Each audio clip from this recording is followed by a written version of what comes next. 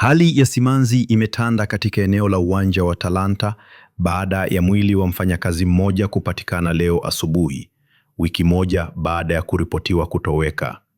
Kwa mujibu wa ripoti za polisi, marehemu alionekana mara ya mwisho akiondoka kazini katika mazingira yenye utata.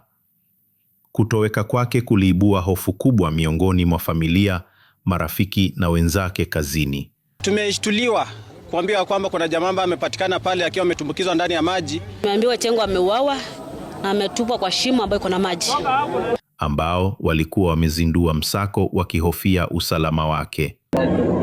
Mwili wake uligunduliwa ukiwa umetupwa kichakani, umbali wa kilomita chache kutoka uwanjani, jambo ambalo limezua maswali mengi kuhusu mazingira ya kifo chake.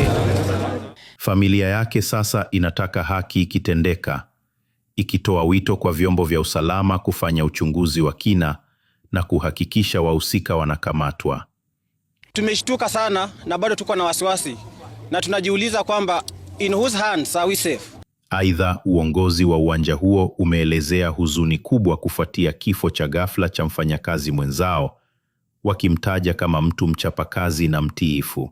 Habari yoyote kwa wakubwa wao, ndio niliona mkubwa captain nikamuelezea. Sasa hii kitu imejulikana kutoka kwa captain. Jamaa hakuwa anakosana na mtu, alikuwa tu anakula haki yake. Kwa hivyo mimi ile naomba haki yake itendeke. Kamanda wa polisi katika eneo hilo ametoa hakikisho kwa wananchi kuwa uchunguzi umeanzishwa na kwamba kila fununu inachunguzwa ili kubaini iwapo kuna uhalifu uliohusika. Kwa sasa uchunguzi wa kina wa kitabibu unatarajiwa kufanyika ili kubaini chanzo kamili cha kifo cha mfanyakazi huyo.